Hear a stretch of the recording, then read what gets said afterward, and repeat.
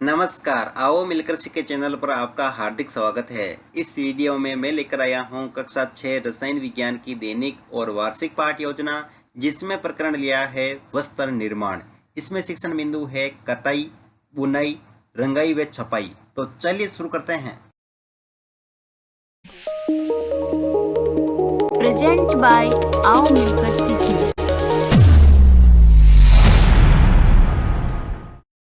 सर्वप्रथम लिखेंगे विद्यालय का नाम, जहां पर आप ये लेसन प्रस्तुत करेंगे। कक्षा 6 विषय रसायन विज्ञान प्रकरण वस्त्र निर्माण। यहाँ पर दिनांक, कालांश और समयावधि 30 मिनट। फिर टेबल ड्रॉ करके एक तरफ लिखेंगे शिक्षण प्राप्ति उद्देश्य, दूसरी तरफ अपेक्षित व्यवहारगत परिवर्तन। शिक्षण प्राप्ति उद्देश्य में पहला लिखेंगे ज्ञानात्मक। इसमें लिखना है छात्र वस्त्र निर्माण का प्रत्यास्मरण कर सकेंगे, छात्र वस्त्र निर्माण का प्रत्याभिज्ञान कर सकेंगे।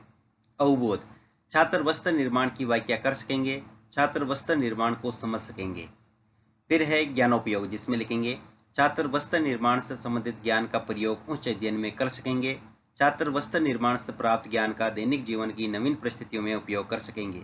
फिर है कौशल, जिसमें लिखेंगे छात्र वस्त्र निर्माण की जानकारी प्राप्त कर सकेंगे, छात्र वस्त्र निर्माण की प्रक्रिया को चार्ट द्वारा प्रदर्शित कर सकेंगे। फिर है अभिरुचि, जिसमें लिखेंगे छात्र वस्त्र निर्माण के विषय में जानने में रुचि ले सकेंगे, छात्र वस्त्र निर्माण के विषय में विचार विमर्श करने में रुचि ले सकेंगे। फिर है अभिवृत्ति, जिसमें लिखेंगे छात्र वस्त्र निर्माण के विषय में सकारात्मक दृष्टिकोण उत्पन्न कर सकेंगे। फिर है शिक्षण सहायक सामग्री, जिसमें लिखेंगे लपेट फलक, चौक, डस्टर, संकेतक एवं समझ कक्षा उपयोगी शिक्षण सहायक सामग्री। पूर्व ज्ञान, छात्र वस्त्र निर्माण के विषय में सामान्य जानकारी रखते हैं। फिर है प्रस्तावना प्रश्न, जिसमें टेबल ड्रॉ करके लिखेंगे छात्राध्यापक क्रियाएं, दूसरी तरफ छात्र क्रियाएं। अगर आप छात्राध्यापिका हैं तो जहां पर भी छात्राध्यापक लिखा है उसकी जगह आप छात्राध्यापिका लिखेंगे। इसमें फर्स्ट क्वेश्चन, पादपों द्वारा प्राप्त होने वाले रेशे क्या कहलाते हैं? पादप रेशे। किसी एक पादप रेशे का नाम बताइए। रुई। रुई का उपयोग किस कार्य में किया जाता है? वस्त्र निर्माण में। रुई द्वारा कपड़े किस प्रकार बनाए जाते हैं? संभावित उत्तर। यहाँ पर उद्देश्य कथन में लिखेंगे आज हम वस्त्र निर्माण का विस्तार पूर्वक अध्ययन करेंगे। फिर है प्रस्तुतिकरण, जिसमें टेबल ड्रॉ करके लिखेंगे शिक्षण बिंदु, छात्राध्यापक क्रियाएं, छात्र क्रियाएं, विधि प्रविधि और श्याम प्रसाद। शिक्षण बिंदु में पहला लिखेंगे कताई, जिसमें विकासात्मक प्रश्न में फर्स्ट क्वेश्चन, चरखे का उपयोग सर्वप्रथम किसके द्वारा किया गया? महात्मा गांधी जी के द्वारा। अगला क्वेश्चन है महात्मा गांधी द्वारा चरखे से क्या काटा जाता था? सूत। कताई किसे कहते हैं? संभावित उत्तर विधि पर विधि में प्रश्नोत्तर विधि। यहाँ पर छात्राध्यापक कथन में लिखेंगे कताई की प्रक्रिया में रुई के एक पुंज से धीरे धीरे रेशों को खींचते हैं और साथ साथ उन्हें ऐंठते रहते हैं, जिससे तंतु पास पास आ जाते हैं और धागा बनने लगता है। यहाँ पर विद्यार्थी क्रिया में लिखेंगे विद्यार्थी ध्यानपूर्वक सुनेंगे तथा मुख्य बिंदुओं को अपनी अभ्यास पुस्तिका में लिखेंगे। विधि में वाक्यान विधि और श्याम प्रसार में पादपूस से प्राप्त तंतुओं से धागा बनाने की प्रक्रिया कताई कहलाती है। कताई हेतु तकली व चरखे का उपयोग किया जाता है। फिर है यहाँ पर बोध प्रश्न, तो इसमें फर्स्ट क्वेश्चन, कताई में रुई के रेशों को ऐंठने पर क्या होता है? तंतु पास पास आ जाते हैं। कताई हेतु उपयुक्त सरल युक्ति कौन सी है? तकली। विधि पर विधि में प्रश्नोत्तर पर विधि।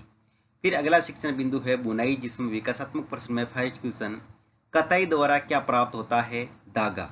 धागे द्वारा क्या बनाया जाता है? वस्त्र। धागे द्वारा वस्त्र किस प्रकार बनाए जाते हैं? संभावित उत्तर विधि पर विधि में प्रश्नोत्तर पर विधि। फिर एक छात्राध्यापक कथन, जिसमें लिखेंगे धागे से वस्त्र निर्माण बुनाई द्वारा किया जाता है। बुनाई वीविंग व नीटिंग दो विधियों द्वारा की जाती है। धागे के दो सेट को आपस में व्यवस्थित करके वस्त्र निर्माण की क्रिया को वीविंग कहते हैं। वस्त्रों को की वीविंग हेतु करगे का उपयोग किया जाता है। एकल धागे से वस्त्र निर्माण की क्रिया को कोर्निटिंग कहते हैं। नीटिंग हाथों व मशीनों से की जाती है। यहाँ विद्यार्थी क्रिया में लिखेंगे विद्यार्थी ध्यानपूर्वक सुनेंगे तथा मुख्य बिंदुओं को अपनी अभ्यास पुस्तिका में लिखेंगे। विधि में वाक्यान विधि और श्याम प्रसार में धागे से वस्त्र निर्माण की प्रक्रिया बुनाई कहलाती है। बुनाई वीविंग व नीटिंग द्वारा की जाती है। फिर है बोध प्रश्न, इसमें फर्स्ट क्वेश्चन, दो सेट को व्यवस्थित कर वस्त्र निर्माण की क्रिया क्या कहलाती है? वीविंग। नीटिंग किसके द्वारा की जाती है? हाथों में मशीनों द्वारा। विधि पर विधि में प्रश्नोत्तर पर विधि।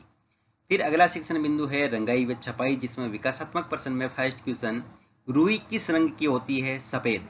सफेद वस्त्रों को रंगने हेतु क्या किया जाता है? रंगाई। रंगाई किस प्रकार की जाती है? संभावित उत्तर विधि पर विधि में प्रश्नोत्तर पर विधि। फिर है छात्राध्यापक कथन, जिसमें लिखेंगे सूती वस्त्रों की रंगाई हेतु रंजक को ठंडे पानी में घोल लेते हैं, फिर इसे गर्म पानी में नमक के साथ मिलाते हैं। अब इस विलयन में वस्त्र डालकर 5 से 10 मिनट तक रखते हैं। वस्त्रों को बाहर निकालकर निचोड़कर सुखा देते हैं। वस्त्रों की छपाई हेतु ठप्पे का उपयोग किया जाता है। विद्यार्थी क्रिया में लिखेंगे, विद्यार्थी ध्यानपूर्वक सुनेंगे तथा मुख्य बिंदुओं को अपनी अभ्यास पुस्तिका में लिखेंगे। विधि में वाक्यान विधि। श्यामपट सार में लिखेंगे, सूती वस्त्रों की रंगाई हेतु विभिन्न प्रकार के रंजक काम में लिए जाते हैं। छपाई हेतु ठप्पे का उपयोग किया जाता है। ठप्पे पर रंजक स्पंज का टुकड़ा रखकर छपाई की जाती है। फिर है बोध प्रश्न, इसमें फर्स्ट क्वेश्चन, सूती वस्त्रों को रंगने हेतु किसका उपयोग करते हैं? रंजकों का। छपाई हेतु किसका उपयोग किया जाता है? ठप्पे का। विधि पर विधि में प्रश्नोत्तर पर विधि। फिर है मूल्यांकन प्रश्न, तो इसमें फर्स्ट क्वेश्चन, कताई की प्रक्रिया में क्या बनता है? तंतु, रेशा, धागा या उपयुक्त सभी? चरखे का उपयोग सर्वप्रथम ने किया था? महात्मा गांधी या इंदिरा गांधी? रुई का रंग सफेद होता है, सत्य या असत्य? कताई हेतु उपयुक्त सरल युक्ति कौन सी है? रंगाई व छपाई किस प्रकार की जाती है? गृह कार्य में लिखेंगे, बुनाई की प्रक्रिया समझाइए और अंत में पर्यवेक्षक टिप्पणी।